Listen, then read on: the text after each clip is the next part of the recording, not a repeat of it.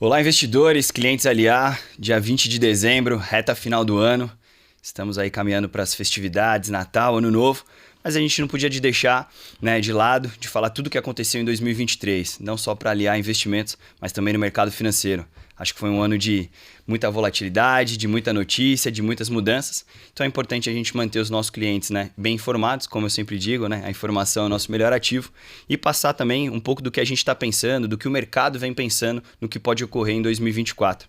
Para esse bate-papo de hoje, eu estou aqui com o Gabriel Magalhães, sócio estrategista da Aliar, e a gente vai falar um pouco com vocês. Gabriel, obrigado aí pela presença. Tudo bem, Guilherme? Joia. Obrigado aí a todos que vão assistir esse vídeo. Eu acho que é de extrema importância para a gente ter uma conversa sobre 2024, fazer uma revisão sobre 2023, olhar o que as instituições estão pensando, analisando, e essa é a ideia aqui, mantê-los informados, um trabalho que a gente faz aqui na Aliar, no nosso comitê, muitas vezes por detrás do assessor, do banker, muitas vezes por detrás de uma estratégia de investimentos, existe ali uma série de estudo, uma série de trabalho que é feito, Guilherme?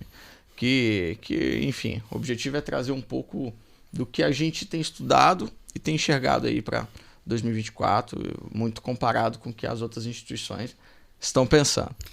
Perfeito. Então, vamos levar isso aí para a turma, Gui? É isso. E falando de 2023, acho que se eu tivesse que separar, Gabriel, em dois grandes eventos macros ali que ditaram o ritmo, acho que foi o plano fiscal e a definição de meta de inflação. A gente inicia 2023 ainda ali meio no escuro, presidência nova, e aí todo mundo não sabe o que vai acontecer. A gente passou ali 3 meses um pouco no escuro, sem saber qual que era o plano fiscal, qual que eram as metas da inflação.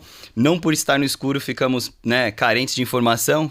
Final de janeiro ali, caso Americanas, mexe um pouco com o mercado, a gente vai comentar um pouco disso, mexe um pouco também na nossa, talvez, conduta de crédito privado, e aí a gente começa ali os 3 primeiros meses como se a gente já tivesse vivido 7, 8, 10 meses do mercado. Então, acho que esses foram os 2 primeiros grandes eventos que nortearam a economia, Passando ali já para o final de março, a gente tem uma definição do plano fiscal, ainda um pouco turva, mas já uma definição do que o governo tende a fazer ou quer buscar fazer em 2024. Parte do mercado gostou, parte do mercado apoiou, parte do mercado criticou. Como a gente sabe, a gente tem esse mix de opiniões. Algumas ideias de fato muito boas, a gente sabe que algumas são boas, mas difíceis de talvez serem aplicadas no Brasil, mas a gente conseguiu caminhar. Meses à frente ali, acho que foi um dos principais pilares. Em julho ali, a gente tem a definição da meta de inflação em 3%, e além da definição da meta de inflação, ela ser caminhada ali para 25, 24, 25 e 26 em 3%. Acho isso que começou a dar um norte e talvez um direcional, que no mercado a gente chama de viés, para onde o governo e obviamente ali o Haddad queria conduzir a economia. Então, acho que, na minha opinião, acho que esses foram os 2 principais fatos macros, dentre alguns microfatores que aconteceram ao longo do ano, que nortearam o Brasil.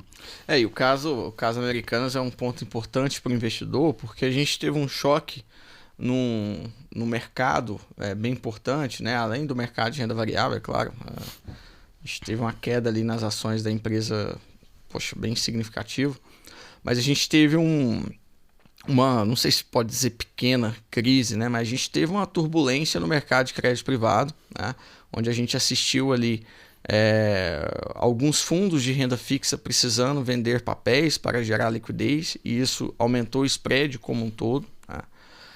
Internamente começaram a surgir dúvidas, principalmente quem não é do mercado, sobre a confiabilidade de auditorias e de balanços em si, enfim, da importância de às vezes você trabalhar com ativos que possuem ali garantias reais, ou enfim. O mercado começou a ter muita dúvida sobre a forma como ele atuava. Então, assim, acho que esse caso da Americanas, um caso ex-governo, não tem a ver muito com a política fiscal, mas mexeu muito com a gente internamente, principalmente. E, sem sombra de dúvidas, a incerteza de um novo governo Lula, de um terceiro governo Lula, sobre um plano fiscal, tomou as páginas ali de tal forma que a gente não tinha uma clareza de qual que era a ideia por trás dos objetivos do governo, né? Quando a gente tem a eleição de um governo, ele tem alguns objetivos sociais, econômicos, enfim, mas isso precisa estar ancorado num fiscal, né? Ou seja, numa relação entre gasto enfim, e arrecadação, né? Então, qual que seria o plano, né? E é bom lembrar, antes do governo apresentar o seu arcabouço fiscal, né? O que era vigente era o teto de gastos, ali, construído na época do Michel Temer. Então, esse momento de incerteza, a gente assistiu ali um estresse importante, principalmente nos juros futuros, né? E para você investidor, os juros futuros, ele é quem precifica os ativos de renda fixa, né? É quem precifica os ativos de renda fixa longo. Então, é de extrema importância acompanhar. Então, a gente, de fato, concorda contigo aí que a gente teve esses momentos aí bem importantes. Pegando um gancho disso que você falou, a gente, né, se a gente tivesse um investidor que acordou hoje, no mês de dezembro, e estivesse olhando para crédito privado, por exemplo, ele ia ter um cenário totalmente diferente. A gente viveu um primeiro semestre de fuga de capital, onde a gente viu alguns bis somados ali de fuga de crédito privado, exatamente por essa incerteza de auditoria, de será que isso de fato é fidedigno? Onde está a due diligence disso? E aí a gente viu ali, mais ou menos em agosto, setembro, outubro, esse fluxo grande voltando. A gente teve meses de captação de 19 bi de crédito privado na indústria. Ou seja, talvez a indústria entendeu o que aconteceu foi um fato talvez isolado, que não contaminou a indústria como, né, a indústria achou que deveria ser ou poderia ser contaminado, e a gente viu esse capital voltando. Obviamente ancorado ali talvez por um crédito de AAA ou high yield com uma inflação ali atrelada ao momento ainda muito bom. Mas a gente viu esses dois cenários ocorrendo. Acho que, assim, dentro do que eu vejo, do que a gente acompanha no dia a dia, acho que esses foram os dois principais pontos, dentre alguns, que eu gostaria de destacar, até para não ficar aqui estendendo, e fica aí o puxão de orelha para quem acompanha a gente toda segunda-feira ali no Breakfast, onde eu vou municiando aí desses pequenos dados. Eu percebo que teve um movimento também, Guilherme. Ali a gente teve a resolução com o arcabouço fiscal, né? Que por mais que algumas pessoas não gostaram daquilo que o governo apresentou, ele prometia um déficit zerado para 2024. Né? Que o mercado, não sei o quanto que ele acreditou, mas de fato, quando a gente pega agosto, setembro, a gente tem um estresse do mercado quando ele começa a quantificar e a precificar que o governo vai precisar rever as suas próprias contas, os seus cálculos para 2024. Né? Então, se tratando ainda do fiscal, ainda é pauta. Né? E é pauta hoje também. A gente não tem uma solução quanto a isso. Né? O governo ainda precisa dar respostas sobre como ele vai tocar alguns pontos. Né? A reforma tributária era a peça-chave para o arcabouço fiscal que o Haddad apresentou. Aí, não sei o quanto que isso irá cumprir a promessa de não gastar mais do que vai arrecadar nos próximos anos. Não, perfeito. E assim, eu acho que as promessas estão sendo feitas, né? Eu acho que não que o mercado se acomodou, mas o mercado já está trabalhando muito mais com a insegurança de que talvez não ocorra algumas promessas do que com o fato de, vamos fazer um remendo e vai ocorrer. Isso de fato vai ser pauta aí para os próximos anos. Mas eu acho que de Brasil, acho que esses são os principais pontos que eu queria trazer. Passando um pouco ali para o velho continente lá para cima, falando dos Estados Unidos, ali o cenário de fato talvez ficou até mais turbulento e mais volátil que o Brasil. É importante a gente dizer que por mais que a gente tenha esses indicadores macros políticos que mexem, né, com a economia, obviamente, mas a gente viu um cenário muito mais turbulento e talvez muito mais indefinido nos Estados Unidos. A gente viu um movimento de taxa de juros muito forte, de crescimento de taxa de juros, tanto no curto quanto no longo prazo. Quando eu falo curto e longo prazo, eu estou falando a Treasury de 1 ano quanto a Treasury de 10 anos. Esticando, chegando ali a 5,5. Historicamente, isso muito alto.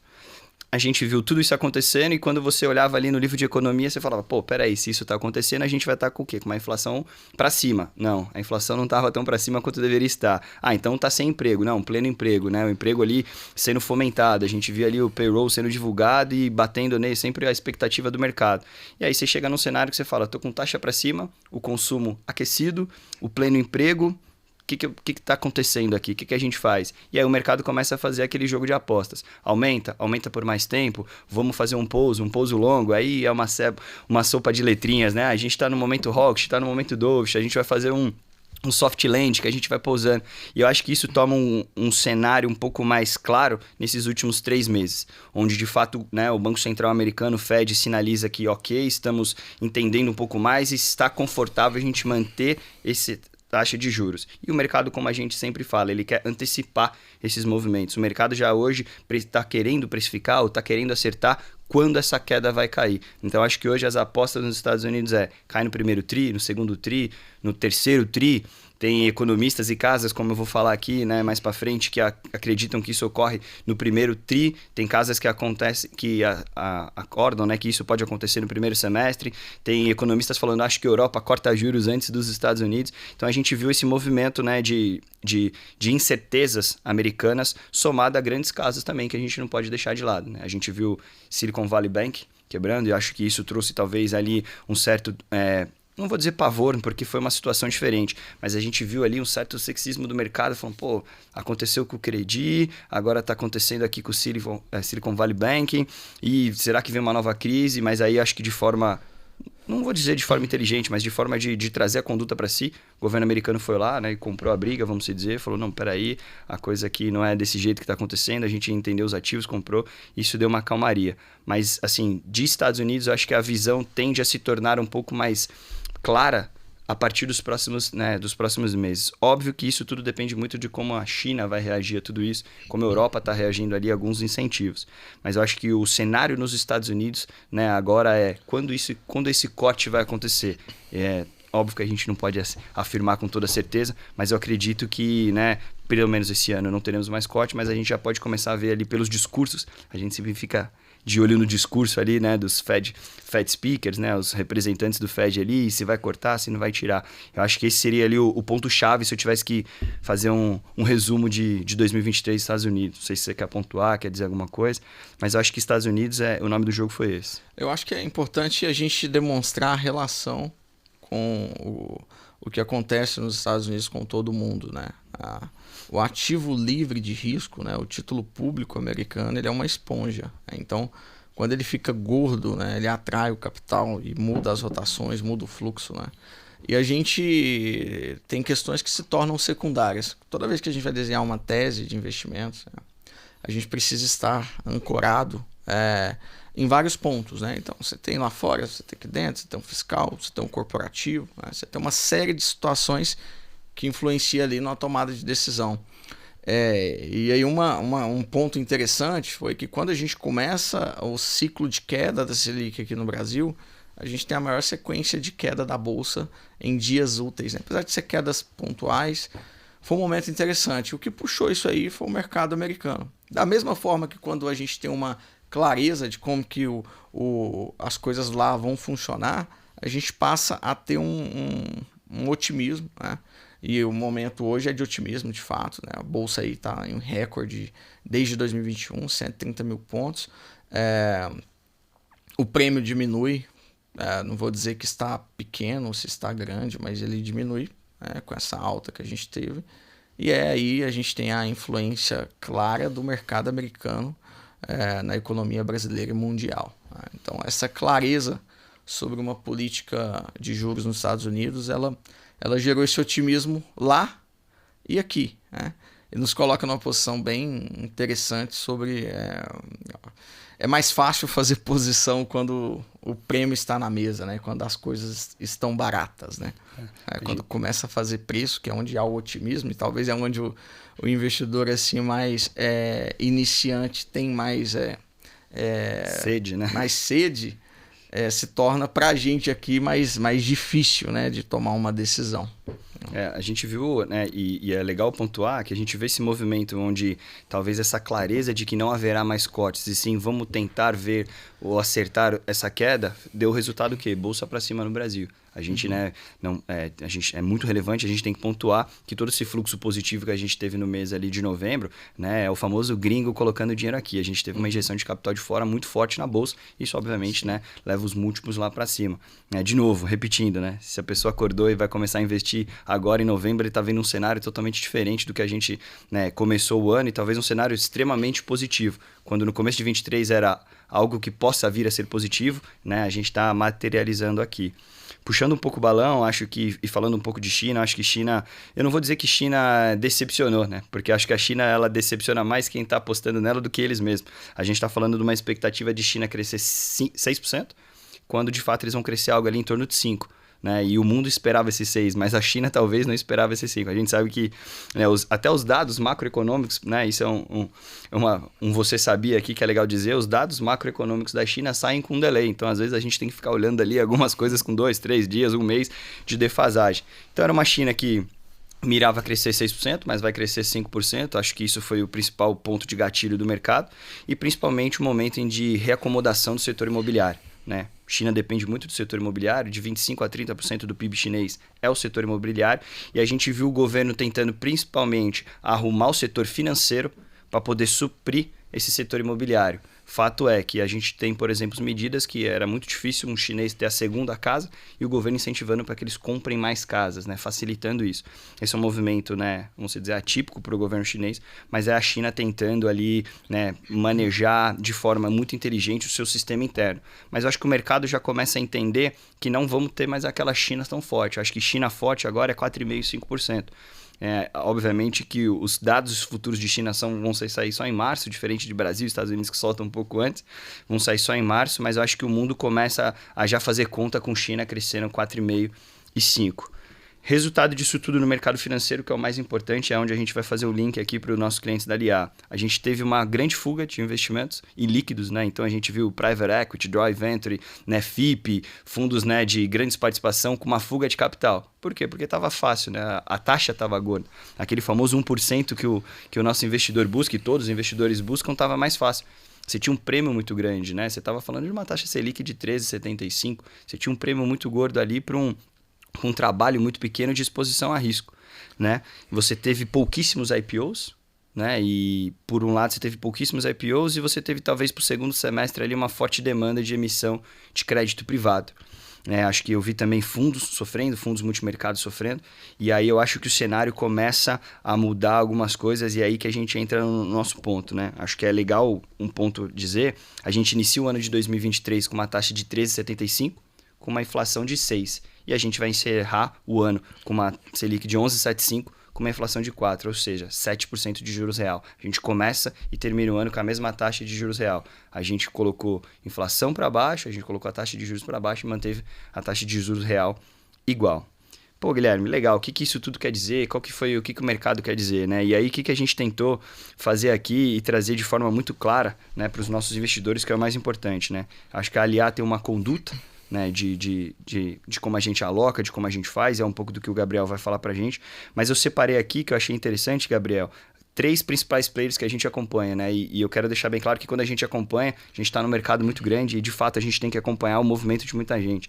Ao longo dessas últimas semanas, eu participei de algumas perspectivas de mercado de XP, Itaú, BlackRock, JP, e aí eu busquei aqui falar um pouco de macroclasses e eu quero, assim, trazer o porta-voz deles, o que eles estão pensando, e se você quiser ir já pontuando sobre a Aliá ou quiser passar tudo para o final, sinta-se à vontade, mas eu acho que é legal a gente passar isso para o nosso investidor, para ele ver que como cada classe e cada instituição pensa.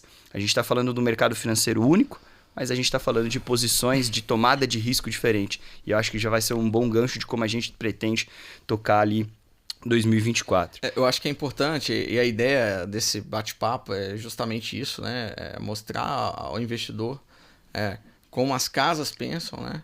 Eu acho que essa é a essência da Aliá, porque como assessoria de investimentos, né, e atuando ao lado do investidor, a gente precisa ter muita humildade quando a gente olha para o mercado, né? Quando a gente olha para as posições, né?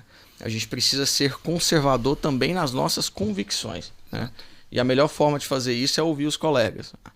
Então, essa perspectiva dessas instituições, é claro, a gente vai trazer ali uma visão nossa também sobre isso, porque cada player também tem ali a sua ideia, a sua forma, né? E podem ter seus interesses também, né? Do lado de cá, a gente tenta trazer sobre o viés do investidor, né, que olha para o mercado com um primeiro objetivo muito claro, que é rentabilizar seu patrimônio. Qualquer coisa que foge disso, a gente brinca que é um tipo de distração, Né? A gente investe para rentabilizar nosso patrimônio. Ponto. Esse é o objetivo, ganhar dinheiro. É claro que é normal com os estudos. Normal talvez não seja. Talvez seja normal, mas talvez não seja o ideal. Nos tornarmos ali entusiastas com ativos, né? Nos tornarmos arrogantes em relação a posições. Né? Eu acho que isso aqui vai acontecer, isso aqui... Pô, vi fulano falando isso aqui, eu não concordo. Enfim, acho que a gente como profissional do mercado, a gente tem que manter uma serenidade, cada vez mais um conservadorismo sobre as nossas convicções. Né? Duvidar daquilo que a gente tem, inclusive, muita certeza. Pô, eu acho que isso aqui vai acontecer muito, é aí que a gente tem que duvidar mesmo. E por isso que a gente organizou essa conversa de olhar aí para algumas instituições, né? E o Guilherme preparou isso aí, olhando para XP, Itaú, enfim, e outras aí. Eu acho que o que é legal da gente vai trazer isso aqui é que, assim, quando é unânime em todas as casas, né? E não tem como a gente inventar a roda. Mas quando se fala de tomada de risco, aí a gente vê que as coisas ficam um pouco diferentes, né? E aí a gente vê que muitas vezes a tomada de risco, em alguns casos, está ligado à filosofia de gestão ou à filosofia de distribuição daquela instituição. E a gente percebeu isso, e isso é que é legal trazer aqui, né? Acho que quando a gente vê uma unanimidade, o CDI é X, o pré-Y, a gente vai ver quase todas as casas falando a mesma coisa. Sim. Agora, quando a gente fala de pisar no acelerador do risco, do nível de rating, aí a gente já começa a ver que tem algumas coisas que ficam ali no backstage que talvez não sejam tão claras para o investidor, e é isso que a gente quer trazer. Então, começando aqui de forma muito sucinta, para também não estender, macroclasses aqui, que a gente vai falar das macroclasses, e aí a gente vai falar, eu vou falando aqui a opinião de cada um deles e você pontua a opinião nossa da LIA. Mercado de ações. XP, muito otimista, né? Eu acho que é um pouco do viés dele, essa questão otimista para o mercado de ações, estão com muito apetite para o ano de 2024. Né? Itaú é o que eles chamam de otimismo moderado. Acho que o Itaú sempre tem uma posição um pouco mais conservadora de dizer algo junto com o mercado, mas também não quer ir contra, aquele política da boa vizinhança. E por outro lado, a gente vê a BlackRock, né? O gigante americano, um pouco neutro com a questão de renda variável no Brasil. Entende que ainda tem muita gordura para se queimar nesse primeiro semestre em renda fixa e crédito privado no Brasil, e entende que muito disso que ocorreu no Brasil na renda variável não é efeito macro Brasil. A política ainda não está legal, o fiscal ainda não está legal, é o famoso ferfere do mercado. O que você quer dizer sobre a parte de renda variável, posição da LIA? A gente teve uma alta importante nos últimos dias, né? Nas últimas semanas, né? E quando a gente fala de mercado de ações, né? A gente fala de preço, mais do que se vai ser bom, se vai ser ruim, a gente tem que fazer uma relação sobre o preço atual e o preço que a gente imagina que seja o preço justo, né? Eu, particularmente, eu tenho uma crítica muito grande quando a gente vai olhar uma empresa de forma fundamentalista ali, a relação do seu preço versus PL, né? Por quê? Porque o lucro de uma empresa este ano, ou o lucro projetado do ano que vem, na minha visão, isso aí já está no retrovisor, isso aí já está no passado, né? A gente tem que comprar algo olhando mais à frente, né? Então, é preciso ter um cuidado quando a gente olha o PL e diz que está barato ou está caro, né? Perfeito. E a gente vê muitos colegas fazendo isso. Não acho que é um indicador que tenha que ser desprezado, mas eu acho que tem que ser pouco considerado quando a gente vai dizer se há oportunidade ou não, né? Então, tirando isso de cena e olhando para como o mercado caminhou e fazendo uma leitura tanto do corporativo quanto do macro, e principalmente no macro, a gente olha a questão fiscal, né? Você tem um otimismo em relação ao movimento de juros, né? E isso, não sei o quanto já está precificado, mas na minha visão precificou boa parte, então eu vejo pouco prêmio para essa questão. Puxa, a Selic vai cair para 9% no final do ano. Eu acho que o mercado já desenhou um pouco isso, né? A questão fiscal ainda é uma incerteza, né? Então, eu vejo que talvez o investidor ele precisa estar mais direcional àquilo que vai acontecer pós-2024. O que vai ter em 2025? Quando que esse ciclo de juros ele começa a encerrar? Eu acho que o prêmio ele está nessas variáveis. Não, eu acho que a Selic ela cai abaixo de 9%, chega a 7%. Eu acho que 25% a gente vai ter um ano com um PIB muito forte. Então, aí você compra hoje, né? Comprando porque em 2024 a Selic vai chegar a 9%, eu acho que não é talvez o racional que a gente deveria ter, né? E nesse caso é necessário um cuidado quando você vai fazer uma rotação dos seus ativos, né? Então, o que você tem hoje? O seu capital está clean? A gente costuma dizer isso, né?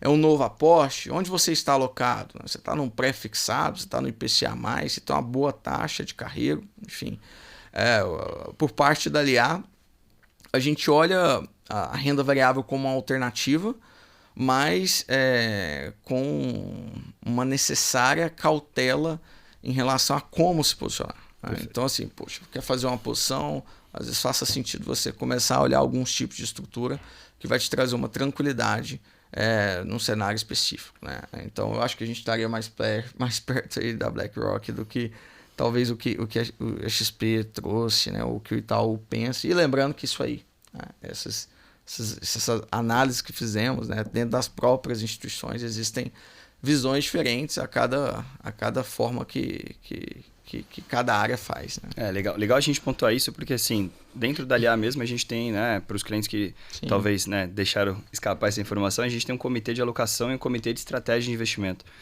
E por que é um comitê e não é uma opinião única? Porque dentro do nosso próprio comitê a gente tem os defensores da renda variável, a gente tem os defensores do pré-curto, do pré-longo, da inflação, e ali a gente bate um papo, e no fundo é um papo muito saudável, muito rico, porque cada um que tem a sua tese, eu acho que não é uma tese, é baseado em muito estudo que a gente faz, e a gente, né, tenta fazer o melhor para o cliente.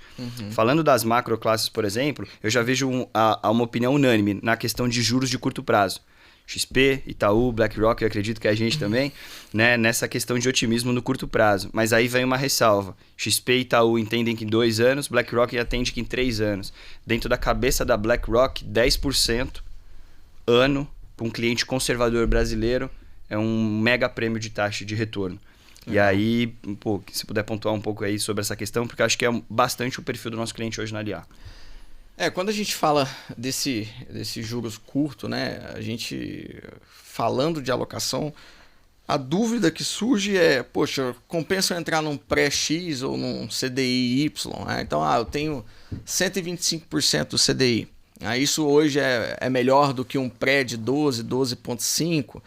Essa é a conta que precisa ser feita quando a gente olha para os juros curtos, né? Porque você está olhando ali no cenário de 12 meses, 24 meses, afinal, né? Até onde isso pode ir?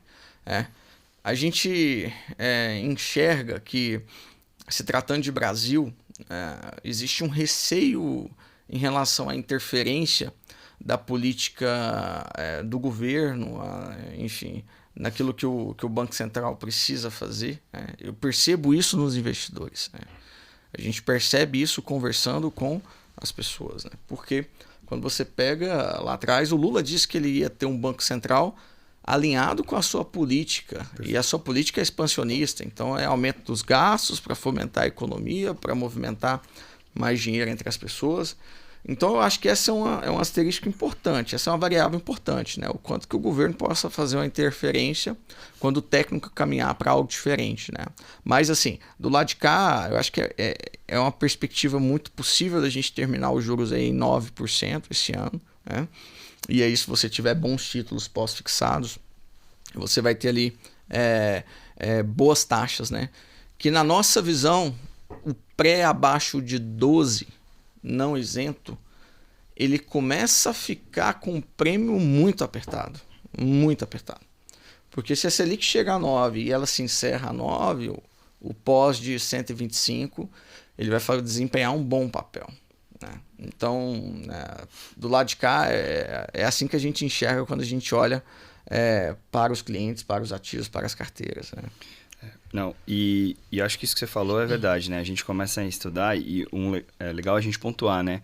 Quando a gente fala de prêmio, retorno, 10, 12, 15, a gente sempre tem que entender uma coisa, isso é o que o mercado está ditando, nem sempre é o que o investidor busca. Né? Acho que o principal ponto aqui que a gente sempre foca na LIA não é o meu retorno, é o retorno que o cliente deseja, o objetivo, a estratégia daquilo que ele busca e a gente, de forma muito competente e profissional, tenta aliar ele com aquilo que o mercado pode entregar para a expectativa dele. Né? Acho que esse é o ponto, você vai falar um pouco mais disso, mas acho que é legal a gente sempre pontuar e frisar, porque é o que a gente faz aqui. Né? E é o que a gente faz, é a nossa receita de bolo, é o que a gente fez da 7,23, então é legal a gente dizer. Falando de inflação, aí acho que a opinião foi unânime, inflação de curto prazo tem muito prêmio, Eu acho que BlackRock, XP, Itaú, aí o VJP e outras casas, a gente também acredito, né, que vamos manter essa questão aí, se mira na inflação de curto prazo. Mas acho que aqui gera um gancho legal para a gente bater um papo aqui e gastar uns minutinhos. Todas as casas pensam iguais, assim como a gente não conseguiu inventar a roda ainda. Só que eu acho que ao longo de 2023, mesmo a gente pensando igual, a gente teve uma conduta diferente para algumas coisas. Quando eu falo de inflação, a gente está buscando sempre ali aquele famoso IPCA+. E a gente viu casas correndo mais ou menos risco, a gente viu algumas distribuições, né, que você vai pontuar aí como foram feitas e como chegaram no investidor final. Né? Se eu tivesse que dar um resumo dessas macroclasses, seria muito fácil, seria muito simples. Mas eu acho que a conduta que a gente teve em 2023, talvez em alguns momentos nadou um pouco contra como o mercado pensa. Né? Eu acho que a gente falar que era inflação de curto prazo era legal, pô, legal, isso todo mundo sabe. Mas como que a LIA alocou a inflação de curto prazo, como que a gente buscou a qualidade do título, porque acho que isso que norteia o 2024. Né? Para quem está nos ouvindo, está nos acompanhando, no final aí é papel e caneta na mão, a gente vai falar de fato o que a gente está pensando para 2024, mas eu acho que esse é o gancho que a gente dizer qual foi a nossa, não digo a receita do bolo de 2023, mas como que a gente alocou e fez talvez o nosso principal ativo, que vai ser esse carrego para 2024. Eu acho que o cliente LA, que está com a gente aí desde o começo, e basicamente a gente tem aí 80% da casa que está com a gente desde o começo da nossa história, então esses clientes estão chegando ali no final do ano com um carrego, né, que a gente chama de carry trade muito gordo. Guilherme, sou um cliente novo da LIA, estou começando com vocês, qual que é o plano? A gente tem esse plano desenhado e a gente vai falar no final do vídeo como a gente pensa em alocar em 2024. Mas o cliente que vem acompanhando, né, solidificando o nosso trabalho, está carregando muita coisa. Então você como estrategista-chefe é o responsável ali junto com o nosso time de pensar ali, né, como que a gente vai fazer e é o cara por trás dessa estratégia do que a gente vai carregar de um ano para outro. Então acho que ninguém melhor do que você para falar o que a gente fez aí ao longo de 23 e por que a gente está carregando tanta coisa boa na carteira dos clientes. Quando a gente olha para título de renda fixa, a gente tem duas formas de desenhar uma estratégia. Ou você olha algo mais tático, né? Então vou entrar aqui tem um prêmio, e eu vejo uma oportunidade de fazer um trade às vezes mais curto, às vezes médio, enfim, em 12 meses, 18 meses. E a gente tem aquele de carrego, como você trouxe. Não, essa taxa aqui ela é confortável para o meu planejamento financeiro, é o que eu busco como objetivo. Inflação mais 6, inflação mais 6,5%. Casa com aquilo que é de fato o que eu quero, né? E o que eu quero porque eu tenho um objetivo de vida. O objetivo financeiro ele parte do objetivo de vida, né? E aí só uma aspas, é importante o profissional que cuida do cliente no mercado financeiro, ele está atento a qual é a vontade do cliente, né? Ele está atento ali de fato a qual é o objetivo do cliente. Isso significa o quê? Sentar e fazer aquele velho e bom planejamento financeiro. Perfeito. Né? Eu brinco muito que não adianta você ser um profissional CFP se você não está fazendo planejamento financeiro. Né? Exato. É a mesma coisa de você ser, sei lá, eu sou jogador de futebol, mas eu não jogo bola. Eu sou... Só tem a profissão. Eu só tenho a profissão. Então, poxa, sentou com o cliente, e aí um conselho aos nossos colegas, desenhe aquilo que faça sentido para ele. Perfeito. Assim você vai conseguir trazer uma perspectiva de longo prazo, né? E desenhar uma estratégia segundo aquilo que ele precisa. E quando você faz isso, a taxa de carrego é ou melhor, a aplicação de carrego ela se torna muito presente. Hoje na LIA, os nossos clientes estão bem de aplicações de carrego porque a gente conseguiu, de certa forma, com muita humildade, acertar o momento que o prêmio estava gordo. Então a gente tem título aí AAA IPCA mais 7, isento de imposto de renda, a rodo, né? De fato, nossa base está cheia disso. Né? A gente tem bons preços fixados também. Então assim, mas voltando para inflação de curto prazo, né? A gente também começa a enxergar um cenário onde a inflação de fato ela está muito sob controle devido aos juros altos durante muito tempo, talvez mais do que era necessário, e boa parte do mercado dizia isso. Né? A gente está esperando os juros cair desde o início de 2022, antes da guerra Ucrânia-Rússia. Perfeito. Então, esses juros ter se mantido alto tanto tempo traz um conforto para a inflação de curto prazo. Né? E aí a gente vê muita gente olhando e falando assim, então não vou investir em inflação, então eu vou sair do meu inflação mais 7 porque... se a inflação vier a 4%, eu estou fazendo 11%, é melhor um 12%. E esse é o cuidado, porque a inflação ela é o seu principal vilão, independente do momento que você está. Né? Então, A inflação está controlada? Não esqueça, ela é o seu principal vilão. É o principal vilão para o seu patrimônio.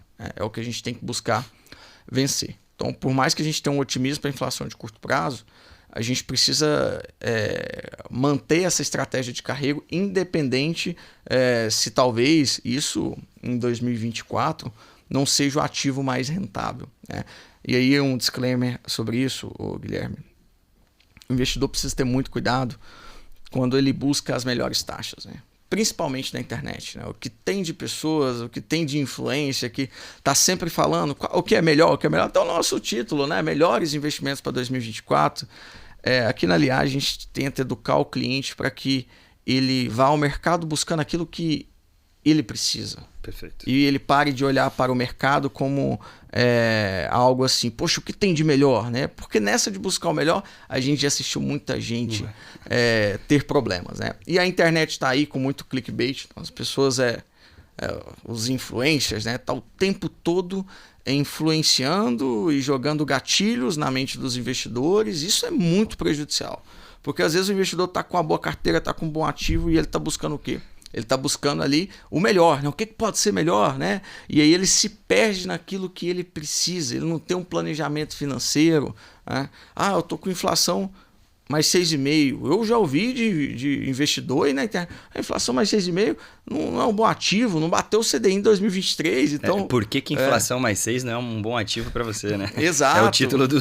Pode buscar que tem, gente. Aí tem. Então, assim, muito cuidado, pessoal. Então, eu queria dar até esse recado para vocês. Cuidado com influências, cuidado com essa turma que não está olhando no teu olho, que não te conhece, que não sabe o quanto que foi difícil conquistar o teu patrimônio, que não tem sequer experiência no atendimento ao público investidor, né? Não sabe lidar com o que é cuidar do patrimônio de uma família, na seriedade que é isso, né? Não só para o dono do patrimônio, mas para seus filhos, para a tua esposa, para a tua tranquilidade, enfim. Então, muito cuidado com o que é o melhor investimento, afinal. Gabriel, acho que você tocou num ponto que é legal e isso marcou aqui agora nessa conversa e é um pouco do que a gente tenta implantar e plantar, né? Tanto na nossa base de assessores quanto na nossa base de clientes. Quando a gente fala de carregar taxas e taxas boas, taxas gordas, a gente tem que entender que falar de uma taxa boa é muito disso que a gente está falando de estar perto do cliente. Porque talvez o bom para o mercado em alguns momentos ao ano passado e o mercado tendeu a focar no IPCA mais 8, mais 9, de um título que talvez era um AAA, talvez era um duplo A, e a gente entendeu que ter um carrego gordo não é somente o número, é a qualidade daquele ativo. E eu acho que isso é o que a gente faz de melhor na Liar. Se eu pudesse hoje, né, falar para um cliente, ele falou, o que vocês fazem de melhor na Liar? Eu acho que é o estudo daquilo que a gente coloca na carteira. Pô, Guilherme, mas isso não é o básico? Todo mundo não deveria fazer? Sim, todo mundo não deveria comer tanta doce, mas a gente come. Então, assim, carregamos boas taxas e o melhor, carregamos taxas com qualidade. Acho que esse é o ponto, né? É legal a gente pontuar isso porque somos hoje uma assessoria de investimentos do BTG Pactual. O BTG tem uma conduta, assim como a XP tem uma conduta, Itaú tem uma conduta, e nós da Liar, né, do nosso humilde jeito de pensar, né, temos uma conduta daquilo que a gente entende, estuda, faz conta e coloca na carteira do cliente. Um IPCA mais 9 é ótimo? Não sei. Talvez para o meu cliente, para o objetivo de vida dele, a qualidade de um IPCA mais 6 seja melhor. Então, acho que isso é um ponto legal, se você puder falar um pouco para a gente, porque a gente viu muito isso no mercado. Grandes bancos, grandes instituições por trás de grandes emissões, com taxas visivelmente gordas, mas talvez com um estudo por trás não feito de forma, né, tão diligente como a gente faz. Eu acho que isso é um ponto-chave do que foi, né, nosso ano incrível de 2023. Como que a gente escolheu, eu queria que você falasse como a gente escolhe, por que a gente escolhe, o que a gente diz sim, o que a gente diz não, e por que a gente diz não muitas vezes até para o banco ou para instituições que são parceiras nossas. É interessante isso, porque quando a gente fala do mercado financeiro, você tem ali 3 etapas. Você tem a empresa buscando uma dívida, você tem um banco fazendo a estruturação e você tem a distribuição, que pode ser feito pelo banco, por uma assessoria, por uma consultoria, enfim. Eu acho que na ponta, essa distribuição precisa ser feita por alguém que esteja ao lado do investidor. Perfeito. E isso precisa estar ao lado do investidor significa ter independência para poder fazer a seleção dos ativos, né? Ou melhor, não sofrer pressões externas para fazer uma distribuição de um ativo.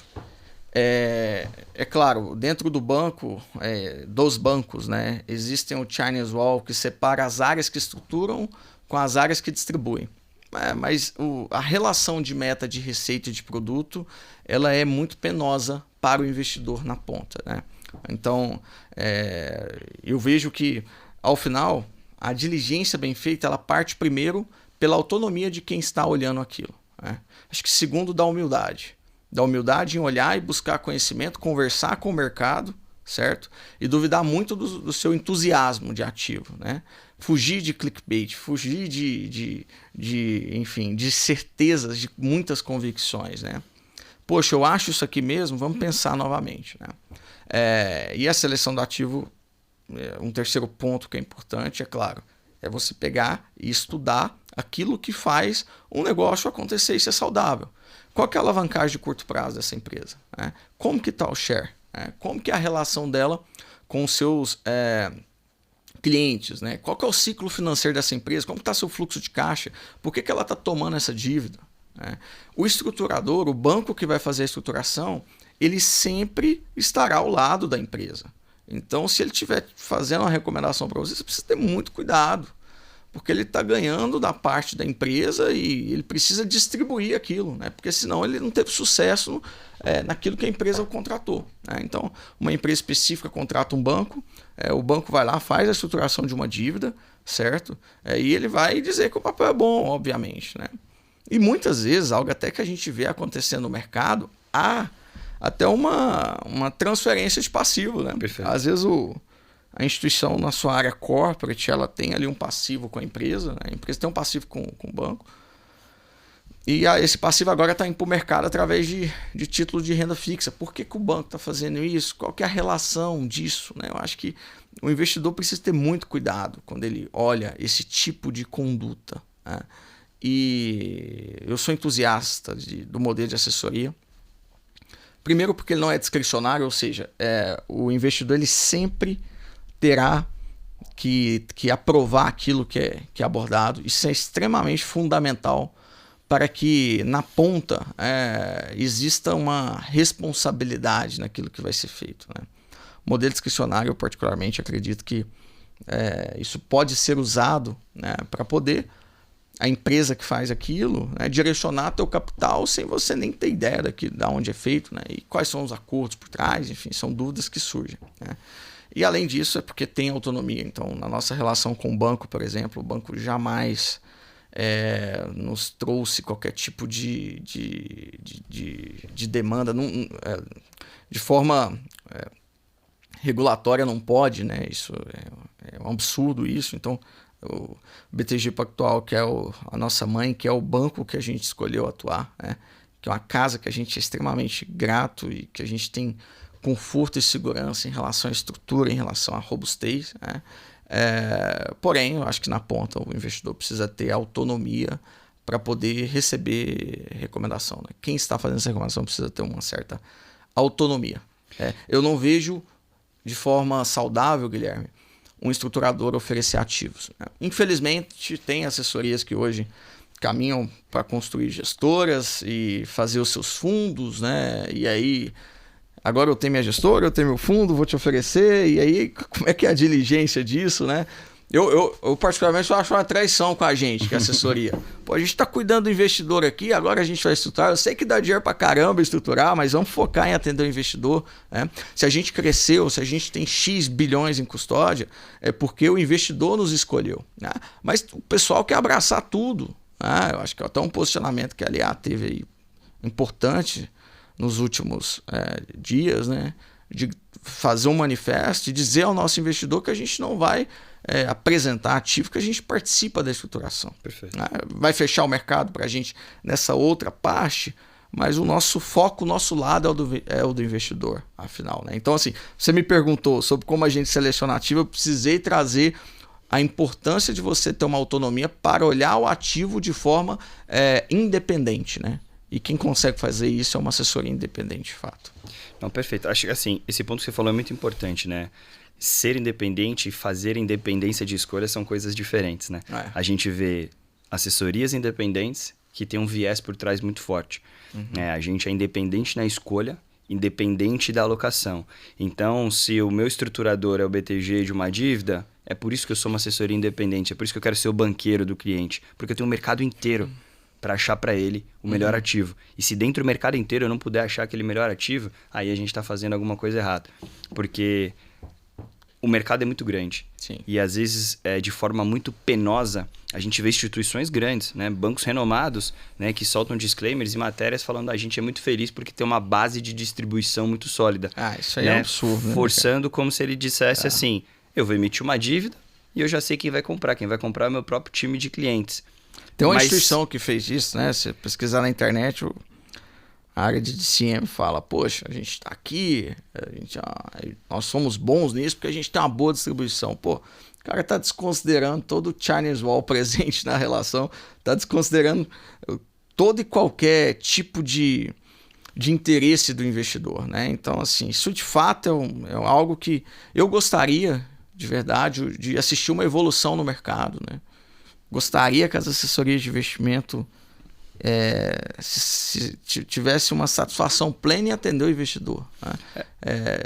Enfim, mas infelizmente... O mercado é muito grande, tem espaço para todo mundo, né? E assim, eu acho que o nosso posicionamento, e de forma muito clara para os nossos investidores, e é legal dizer isso, ao longo de 23 a gente foi sondado e a gente via players próximos nossos falando, pô, tá virando corretora, tá abrindo uma asset, tá fazendo aquilo.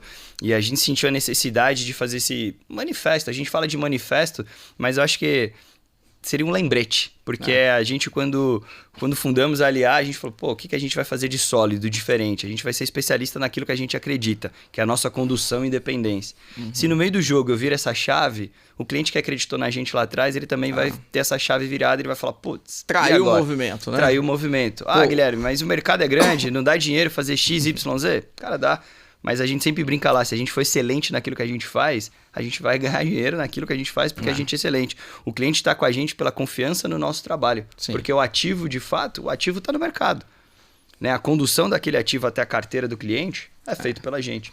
Né? E eu acho que, reforçando, a gente se manter ao lado do cliente, e esse é o nosso slogan para 2024, dando spoiler aí de tudo que vai vir, eu acho que é o nosso diferencial. Não se manter, omisso em alguns momentos. Sim. Acho que em alguns momentos a gente falou, não, legal, o mercado está fazendo isso, estão fugindo do bancão, estão voltando para o bancão, estão virando corretora, estão virando asset. E a gente falou, e vocês ali, né? E clientes questionam a gente, pô, eu vi o concorrente fazendo X, eu corro esse risco? Tem cliente que fala, e vocês vão caminhar para isso? E a gente sempre de forma muito clara, muito profissional, a gente fala, a gente é feliz e temos resultado e performance naquilo que a gente faz. E os nossos clientes esperam isso, né? Eu acho que esse é um ponto importante. Os nossos clientes estão alinhados em relação a isso, né?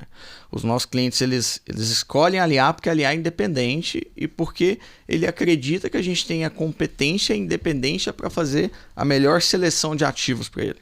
Então, assim, a gente escolheu se posicionar de forma combativa a isso e confesso que até de forma educativa aos investidores. Do problema que é um estruturador fazer a recomendação de um ativo. Então, se eu tenho uma gestora, se eu faço estruturação de ativo, como é que eu vou dizer ao investidor qual que é a minha capacidade para dizer ao investidor que aquilo é bom, que aquilo é ruim, né? É a mãe falando do filho, né? É a gente falando de si próprio, vai no meu fundo é muito bom, é eu que estou fazendo. Então, assim, de certa forma... eu estou ganhando aqui na estruturação, mas eu vou ganhar do investidor também. São dois lados opostos.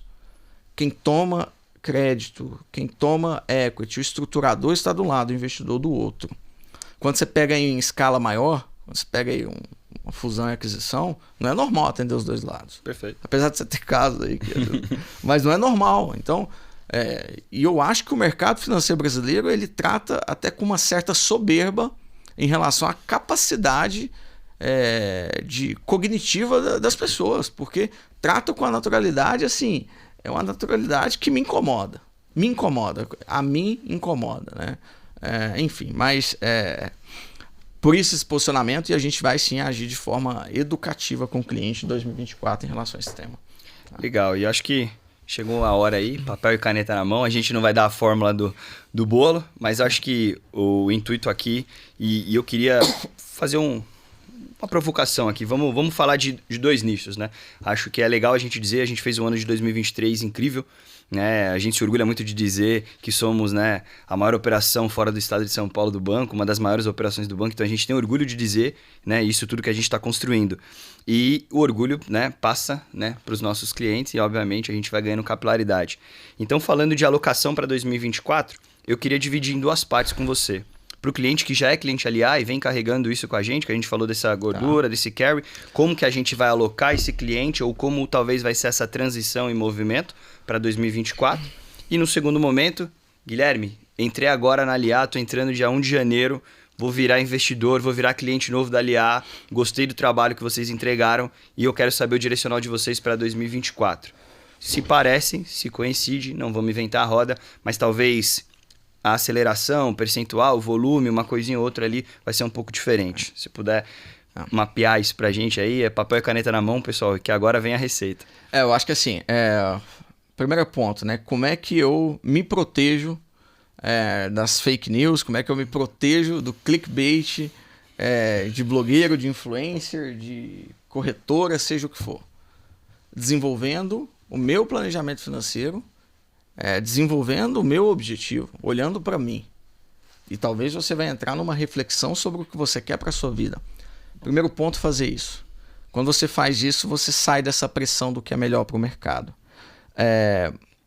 Segundo ponto, você precisa entender como que você está hoje. Então, eu já tenho meu objetivo aqui. Como que eu estou? O que eu tenho na minha carteira? Pô, tem boas taxas pré-fixadas. Eu tenho boas taxas IPCA+. Eu tenho alguns fundos ali. Eu tenho algumas ações. Como que você está hoje?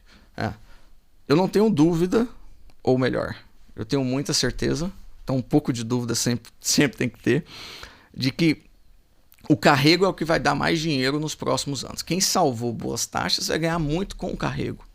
Segurar a taxa vai dar muito dinheiro, principalmente devido à capitalização composta. Então, se você tem um título de 14% ao ano que não paga cupom, em 5 anos, 6 anos, você dobra seu capital e faz uma média de 17%, 18% ao ano. Perfeito. Isso você não tem no mercado de ações. É bom deixar claro isso. O mercado de ações ele não possui uma capitalização composta. Ok? Eu acho que é importante. Tem dividendos, vai reinvestir os dividendos, bacana. Então, o carrego vai dar muito dinheiro. Né? Então, você abrir mão das boas taxas é algo muito perigoso e talvez vai ficar chato. Poxa, eu sou cliente da LIA em 2024. Meu assessor, ele tá mexendo um pouco na minha carteira, cara, é porque tu tá com a carteira bem montada dentro do seu planejamento financeiro e isso faz sentido. Porém, a gente precisa olhar para o capital clean, né? O dinheiro novo. E o dinheiro novo está desafiador porque às vezes o investidor está ancorado a uma taxa que não existe mais. Poxa, a gente chegou a ter taxa de 16%, né? De título bom. Teve um CRA do BTG esse ano que ele pagou 13,75 isento de imposto de renda. Foi 13,75 ou 13,65. No hype do estresse de juros, né? Então, não tem mais isso. Então, você precisa discutir se você vai ficar no pós ou não. E talvez buscar o alfa na tua carteira com risco calculado em operações que exigem um pouco mais de conhecimento. Né? Olhar para alguns tipos de fundo que possa fazer sentido. Né? Então, você vai olhar para um multimercado, tu vai olhar para um fundo de FDIC. Se você entender o risco que é isso, né? A volatilidade que isso vai olhar na tua carteira, faça sentido. Mas a primeiro momento, talvez seja o momento de você considerar mais uma taxa pós-fixada. Movimentos táticos em renda fixa se tornam mais atrativos. Né? Então, se eu não tenho boa taxa de carrego, mas talvez eu entre nessa oferta pública aqui e faça uma arbitragem nela. Gabriel, como é que eu vou saber se está bom? Aí você tem que ter uma assessoria que te acompanhe e te ajuda nesse sentido. E olhar para esses ativos de risco de forma controlada, pontual, sem afetar o seu objetivo financeiro. Um pedido que eu faço para o investidor é para ter cuidado com aquilo que é a porta de entrada do risco ao investidor no mercado financeiro, que geralmente são os fundos fechados, né? Fundo imobiliário, Fiagro, enfim. Eu acho que são boas aplicações, mas tenha cuidado, principalmente com quem está começando, né? Dentro daquele ativo tem dívida, tem equity, tem risco. E às vezes você nem faz a mínima ideia do que se trata. Perfeito. Se você for pegar o agro, por exemplo, há um pessimismo generalizado entre os produtores. A gente atende muitos produtores. O mercado vai ser difícil ano que vem. E um fiagro, às vezes, o que ele faz é emprestar dinheiro para produtor, na forma, em linhas gerais, né?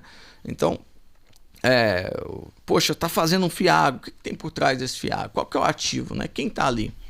A gente teve mais de 1.000 recuperações judiciais esse ano, né? Ou se não chegou, se não passou, ficou perto disso. É um crescimento muito forte, né?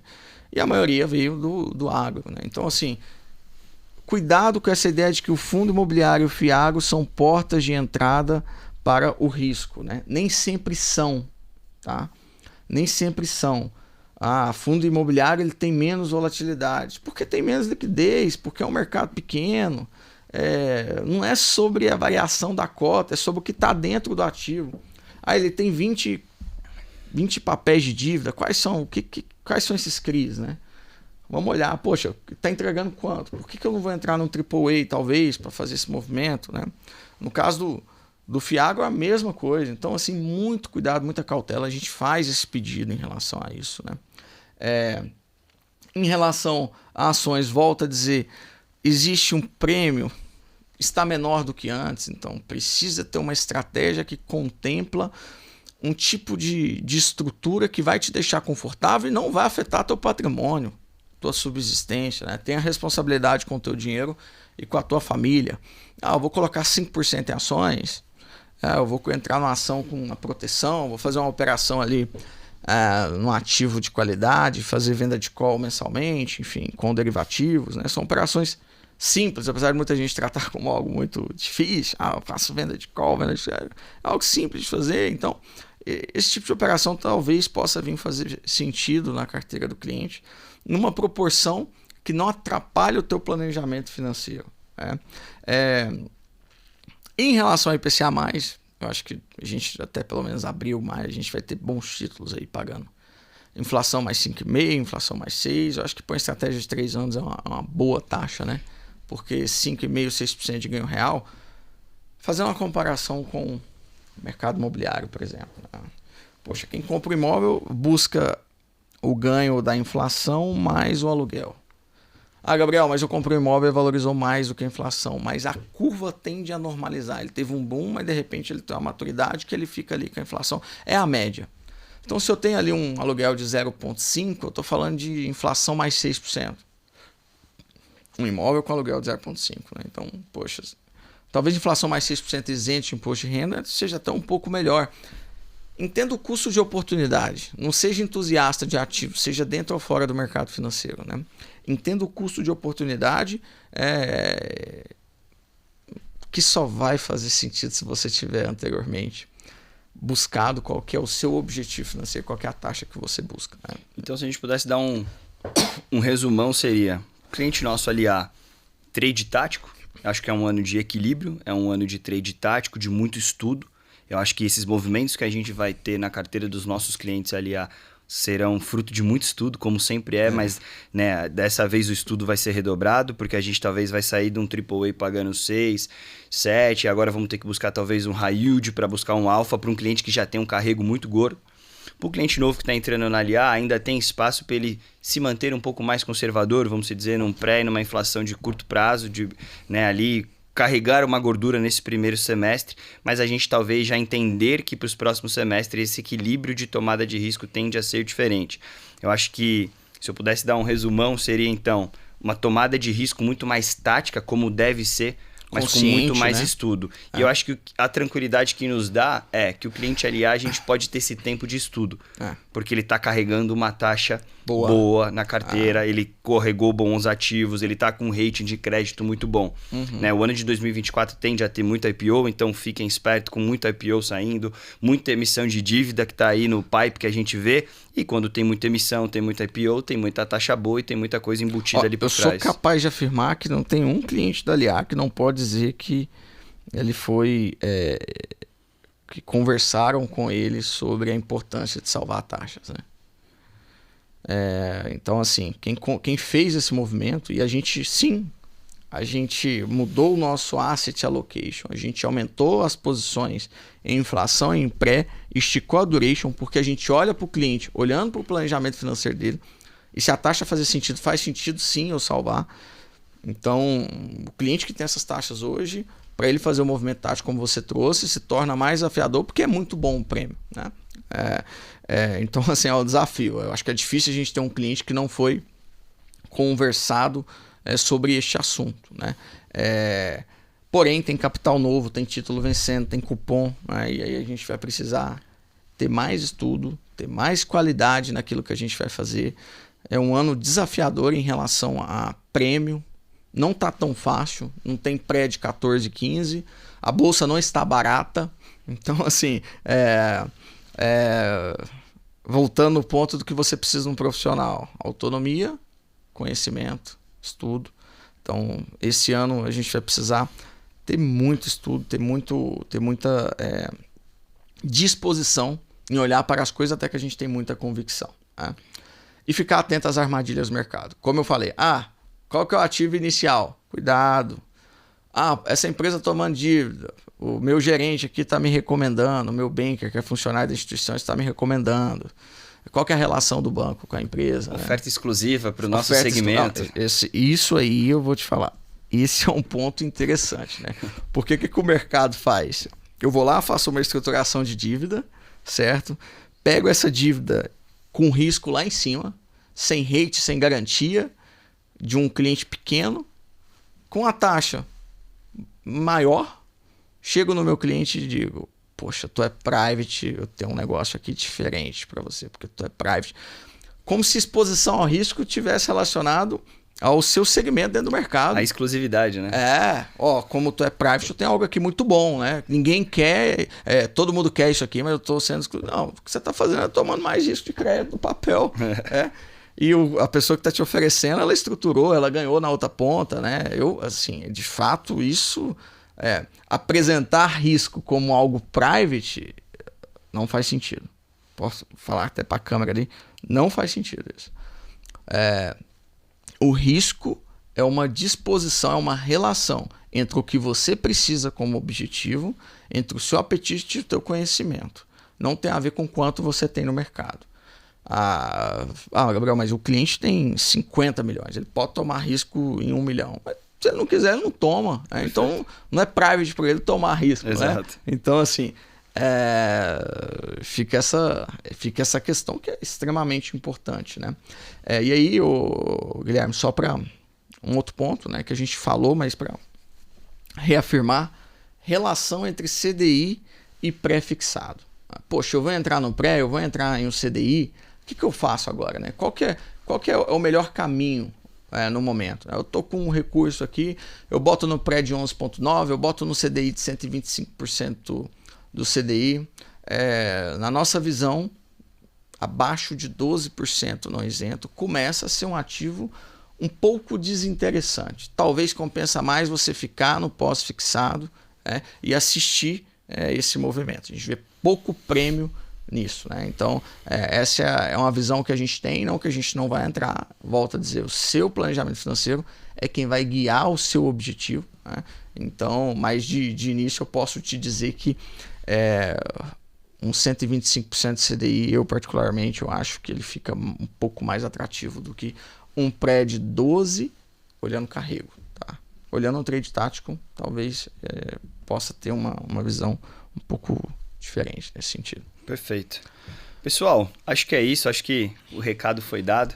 Né? Ano que vem, então, no mar de risco, tem espaço para todo mundo. Tem pro tubarão, que quer ir contra o risco, tem do golfinho, tem da tartaruga que está surfando tranquilo. Então, entenda que o risco é individual, o risco é pessoal, é o seu risco, é a sua família, é o seu objetivo, é o seu recurso. E cabe a nós, de forma muito profissional e diligente, te auxiliar nessa tomada de decisão. Então, esse é o recado que a gente quis trazer, esse é o compilado. A gente talvez, né, como a gente disse que será um ano desafiador de muito estudo, é o que a gente busca para 2024, estar próximo do cliente, tentar ao máximo fazer mais eventos, mais vídeos informativos, aumentar o número de lives para manter o cliente bem informado, para entender que a gente não está com um pace lento, a gente está estudando mais para tomar as decisões. Então, reta final de ano, espero que todo mundo tenha boas festas, Feliz Natal para todos, um próspero ano novo, para o Gabriel, para a família, para todo o time LA, você cliente LA que nos prestigiou ao longo de 2023, muito obrigado, foi um ano incrível, mas se não fosse por vocês seria só um ano da gente tentando fazer alguma coisa, então se foi incrível, foi graças à confiança de vocês, né, a nos prestigiar e em cuidar do patrimônio da vida de vocês. A gente, de fato, se sente parte da vida de cada um dos clientes. Então, obrigado, boas festas, um próspero ano novo. 2024 tá aí e vamos com tudo. Valeu, Gabriel. Obrigado. Valeu, obrigado. Abraço.